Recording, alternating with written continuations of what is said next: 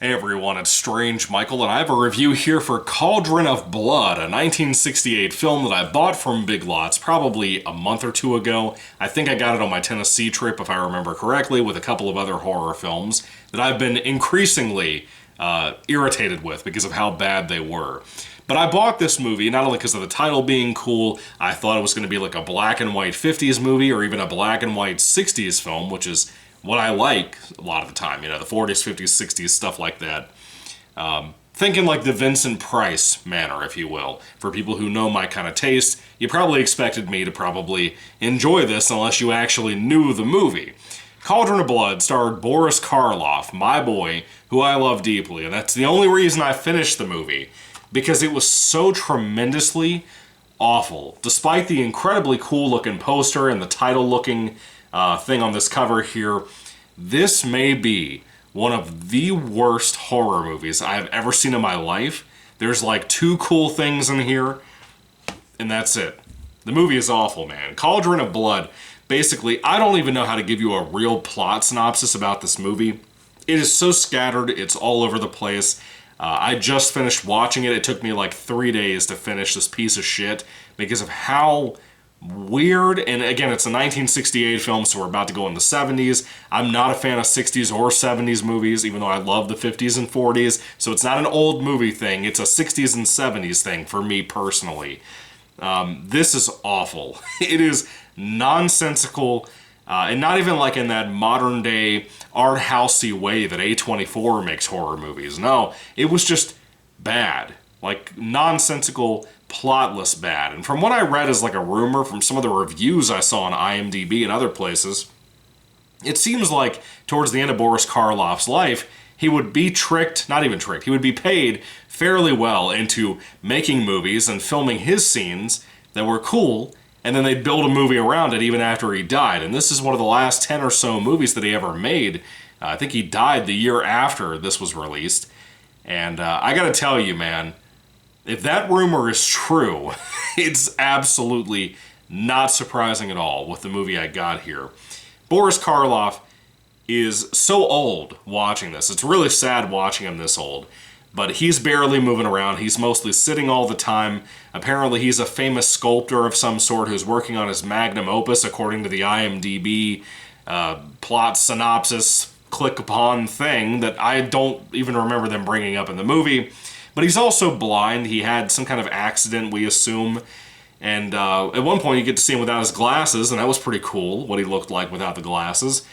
But that was like a one shot, within a terrible hour and a half long, almost hour and 40-minute long movie that just dragged ass all the way through. It was brutal, man. Again, the only reason I finished this movie was for Boris Karloff.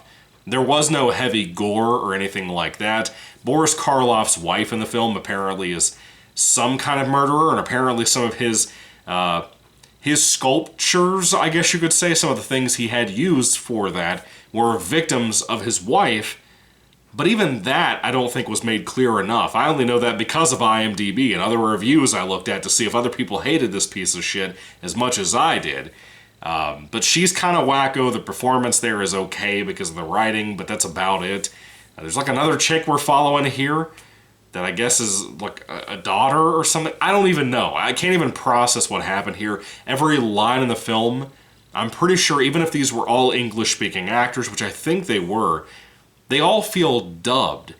Every bit of the soundtrack, the score, I mean, the voices, everybody feels dubbed, even down to Boris Karloff. I noticed the original title on IMDb is written in like Spanish or French or some shit like that, and it seems to me like it was designed like in another country, made in another country for that matter, with the landscapes they shot at and whatever, locations and all of that. But Boris seems to be the only person who is fairly manageable to deal with, but all of the dubbing and whatnot is so abysmal, especially for the 60s technology they were using at the time, because every time somebody speaks up, the voice is so fuzzy, it doesn't even seem like it matches that person, Very strange. There was like people involved here that were talking to like the blonde-headed young girl in the movie and everything that I think is a daughter, but I'm not sure is a daughter. Cauldron of Blood was such a massive disappointment. How the hell this got a DVD release and made it to DVD, and then eventually made its way into a Big Lots, from even like a $7.50 bin or a $5 bin or a Dollar Tree or anything, all the way into a Big Lots, which I find a lot of cool horror stuff and thriller and cartoons and whatnot from Big Lots. That surprised me a lot, to find this massive, abysmal, awful, unwatchable turd in a Big Lots standee or whatever you want to call those things. I'm really let down, man, because again, every movie I bought from a Big Lots for my Tennessee vacation have all been shit, left and right, every one of them. But this was horrifyingly bad. The 60s soundtrack isn't that great. You know, it's pretty awful and annoying to me because of my taste. Maybe it won't bother you as much, but it did me. The acting, like I said, is not the greatest. The writing is not the greatest. It's nonsense, horseshit, hippie, weirdo, crazy shit, even though the locations look kind of nice. I guess the final thing to compliment is that there's an opening intro credits thing that's like very artsy. It's very colorful, and I loved that. It had a very much Argento feel to how it looked, and I liked that a lot. But that's like the only thing about the movie I liked, aside from Boris Karloff without his glasses, and then towards the end of the film, there's another effect I'm just going to tell you about now. In case you want to see this on Tubi or something and skip to the part I'm about to talk about, there's a confrontation at the end of the movie that involves kind of like a pit of acid, if you will. Kind of like in Haunting of Hill House, or House on Haunted Hill. Is that the one with Vincent Price? The really good movie that I love in black and white and color, for that matter. But there was a pit in both of those films that dissolved people. And in this one, somebody's arm kind of fell off of an edge of something they were standing on and went into that. And when they pulled it out, it was just their white sleeve, then blood, and then just nothing but bone on their arm.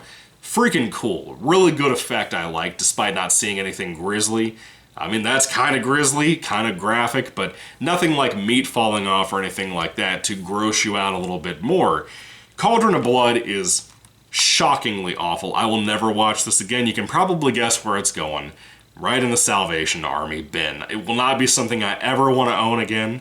I'm pissed that I spent money on this, matter of fact, because it's all over YouTube, it's all over Tubi, in case you want to watch this piece of shit. But it is shockingly awful. And if you hate the latter days of Boris Karloff's career, this will not sway you any bit. It is horrible. And if I had to rate Cauldron of Blood on a 5-star basis, I can't give this anything more than a 1 out of 5 stars. There's nothing in here redeeming it. Even the few things I brought up don't redeem this crap.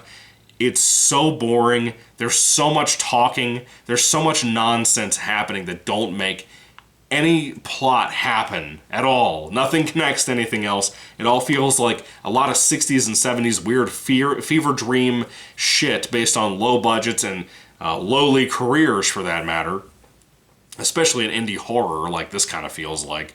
But I hated this. I don't recommend it at all. Obviously, 1 out of 5 star, like I said. Don't waste your time on it. Even if you love Boris like I do, this is horrifyingly bad. This is a stain upon the man's career, and I feel bad for saying that, with it being a year before he died, but man, Jesus. Anyway, have you seen Cauldron of Blood? What do you think about it? What do you think about a lot of the later Karloff movies? Do you love them? Do you hate them? Are there any good ones? I'd love to hear that down below too. Maybe one day I'll marathon all of Karloff's more thriller horror stuff. I think he did a little bit of comedy stuff too, but mainly horror and thriller, which is what I like. But that's probably what I would stick with anyway for the reviews on the channel. But this one, Jesus, dude. Anyway, thank you all for watching, guys. God bless you all. This may be one of the worst movies I've ever seen, period, much less horror, so it's not so bad it's good for me. It might be for you, but it's not for me. Maybe with a group of people you could mock this all the way through. Not enough for me watching it by myself. Catch you later, guys. God bless you all. Goodbye.